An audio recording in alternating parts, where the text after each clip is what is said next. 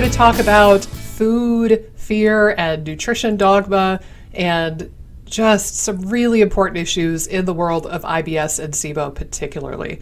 Food fears and some of the diet dogma that's out there in the IBS space is a huge obstacle that I deal with all the time with my clients, and it really can prevent moving forward in your gut healing. I think it's okay to enjoy your food, and that's part of the experience of food, and the mental anguish and the anxiety and the fear that goes with that is just not good for your gut-brain axis and your vagus nerve, and you kind of need those things to keep your gut going. Dietetic school, the main template that's used for IBS is the popular low FODMAP diet. That's mainly what we were trained on. And I say trained, it was probably like a day that we learned about low FODMAP. But low FODMAP... So not every nutritionist or dietitian is adequately equipped to help you with that, first and foremost. But continue. Exactly. I mean, with low FODMAP, that's definitely something that we were trained to use as a short-term tool to help people with IBS figure out what their triggers were. So really, FODMAP was really meant to be a short-term elimination of every FODMAP food and then a slow introduction of those foods back into your diet. So that's really what low FODMAP was meant to do. What I typically see people doing now are a little bit of misusing and abusing low FODMAP to where they're staying on it for life. Sometimes they're advised to stay on it for life. Being on low FODMAP can create a lot of issues long term.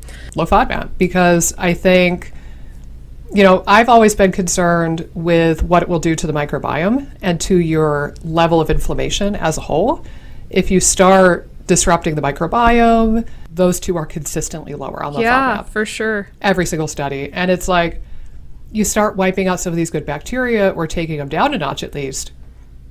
Well, now you don't have short-chain fatty acids, you don't have enough butyrate, and that's going to net you more inflammation, and then your motility is not going to work, and your digestive juices and everything kind of goes to shit. Yeah. So I've been worried about that, but that's what I see more commonly. I see a lot of people who are doing low FODMAP, not quite as much the combo in this day and age, but I also get a lot of people who are doing low histamine. Yeah. And sometimes that's appropriate and sometimes it's not. I work an awful lot with mast cell disease and allergenic presentation, so I'm very familiar with that also.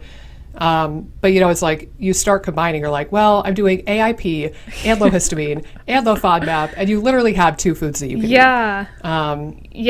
And I see a lot of those people, and I think that one of the things is that people often believe, and practitioners too, will believe that it's the elimination, it's the subtractions that are intrinsically healing. The restrictions aren't healing you. Yeah. You can't starve your way to good health. You need to add something or do something on top of that. What you're talking about, I sort of like to refer to it as diet stacking. The effects it's going to have on the microbiome and on your health and maybe on nutrient deficiency risk. Just the stress of having to maintain such a limited food list is really counterproductive to healing. The emotional side of it, quality of life is awful.